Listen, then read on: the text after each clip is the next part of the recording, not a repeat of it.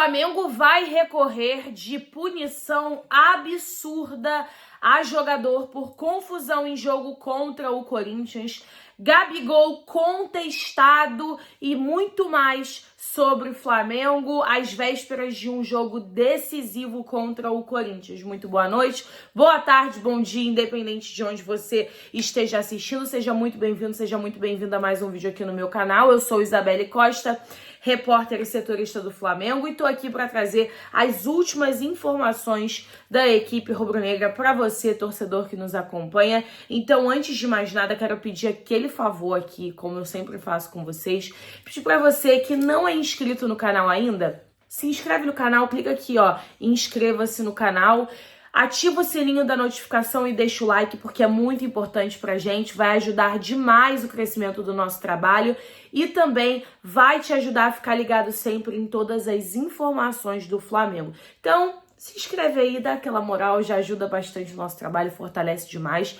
Eu estou viajando, né? Já estou indo para viajar. Hoje à noite estarei indo para São Paulo para trazer toda a cobertura para vocês, desde a chegada do Flamengo até, né, a saída para o estádio, toda a cobertura do jogo contra o Corinthians, que promete ser um jogo muito importante, né, e promete, né, um jogo de fortes emoções. Nós estaremos lá trazendo toda a cobertura. E a gente tem que falar aqui também com vocês, né, sobre a decisão do STJD. Hoje o Alcaraz foi julgado, né? Como a gente já tinha falado aqui, o Alcaraz, ele estava sendo, né?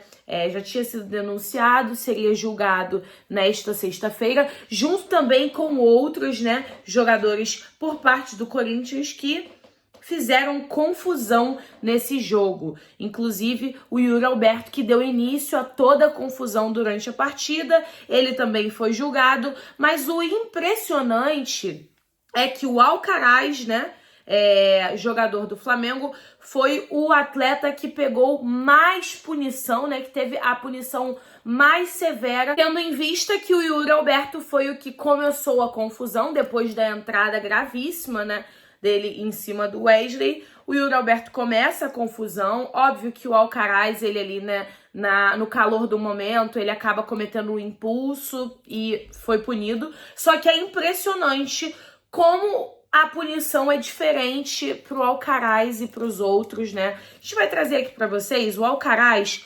recebeu um gancho de 4 partidas, ou seja, ele ficará de fora de 4 partidas. Ele já cumpriu uma suspensão, né? Ele já cumpriu um jogo de suspensão, que foi o clássico contra o Vasco, que ele ficou de fora. Então, ele só terá que cumprir agora mais 3 jogos.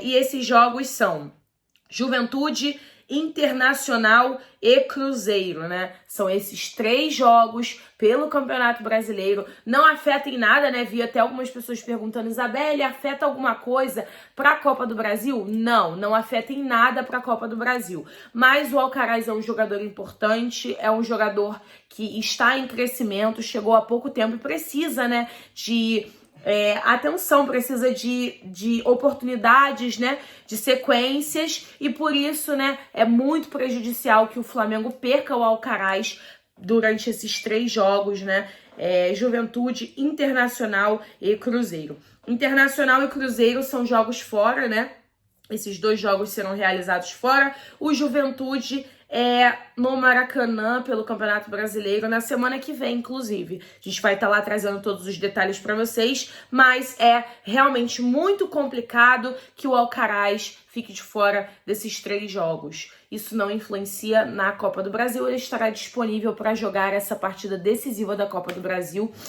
pelo Flamengo contra o Corinthians na Neoquímica Arena. E falando com vocês, né, o Yuri Alberto pegou 2 jogos de punição. Ó, Yuri Alberto, 2 jogos de suspensão pela entrada em Wesley. O Kaká do Corinthians pegou 2 jogos de suspensão por segurar o pescoço de Alcaraz antes de receber o soco. E o Alcaraz recebeu 4 jogos de suspensão por dar um soco no Kaká. Enfim, muito complicado, né? Uma situação que prejudica e muito o Flamengo.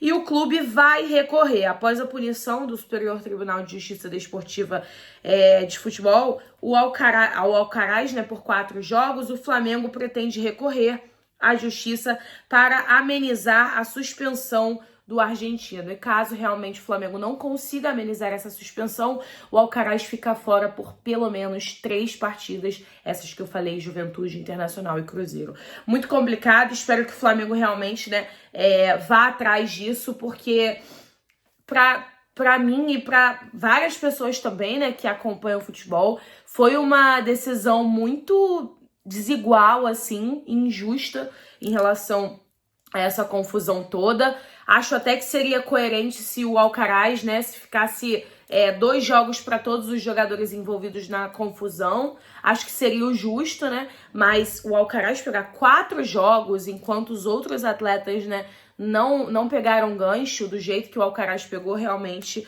impressionante. E o Flamengo vai recorrer dessa decisão. Galera, vamos falar então um pouquinho também sobre a situação do Gabigol, né? A gente acompanhou um pouquinho ontem a coletiva de imprensa com o Filipe Luiz, a gente trouxe aqui toda a cobertura para vocês também desse jogo, a fala, né, do Filipe Luiz em relação ao Gabigol, que ele estava sem sequência, precisa de sequência para poder ganhar ritmo de jogo.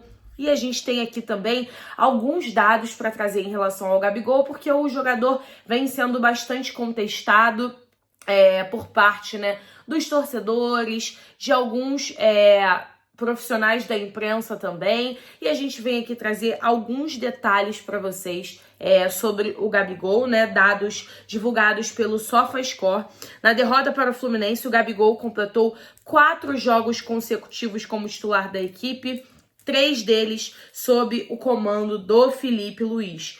E o atacante não participou de nenhum gol do Flamengo nos últimos 12 jogos, né? O dado aqui do SofaScore são 12 jogos, 5 como titular. E aí é até complicado a gente pegar jogos que ele não tenha sido titular, porque o Gabigol estava entrando ali nos últimos minutos da partida com o Tite, quase não estava recebendo a oportunidade, e a gente sabe que assim fica muito complicado para o jogador criar qualquer coisa, né? Mas são números realmente muito abaixo do que a gente espera do Gabigol, né?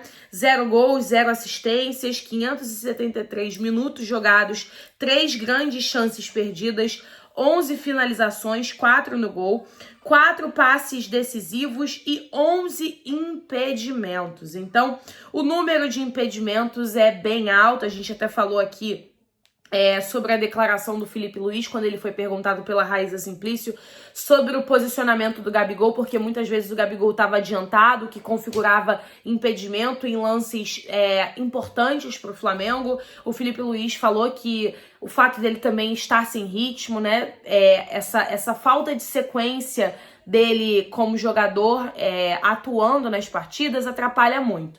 E aí tem um outro dado também, o Gabigol tem mais impedimentos do que finalizações nos 3 jogos como titular com o Filipe Luiz. O atacante soma 7 impedimentos e 5 finalizações nas últimas 3 partidas. Mas é o que eu tô falando aqui com vocês. Eu tô trazendo esses dados porque eu acho interessante a gente falar aqui, mostrando que realmente o ano do Flamengo não é um ano tão bom assim, né? O ano do Flamengo, óbvio que não é tão bom, mas o ano também do Gabigol pelo Flamengo não é um ano bom. Ele vive, talvez, né, o pior ano pelo Flamengo.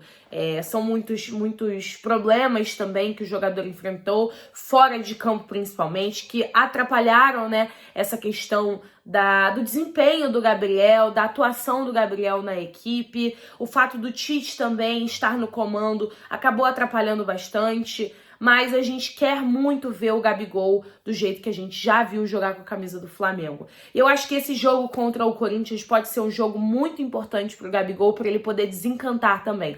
A gente sabe que com confiança o atleta pode evoluir. A gente viu inclusive o Tite recuperando jogadores, né, que estavam sem confiança e atuando muito mal. Eu acho que se o Gabigol retomar a confiança dele plena, né? Eu acho que ele pode ainda render muito pelo Flamengo. E é o que o Filipe Luiz está tentando fazer com o Gabigol, né? É o que o Filipe Luiz está tentando promover. Dar oportunidades ao Gabigol. Confiança ao jogador. Eu acho que isso é muito importante. Agora, ele precisa se atentar nessas questões de impedimento, porque realmente isso atrapalha muito. E eu acho que isso vem incomodando muito o jogador. E dá pra ver que tem uma mudança de posicionamento do Gabigol antes do Tite e agora com o Felipe Luiz. Ele tá com muito mais vontade, ele tá muito mais motivado.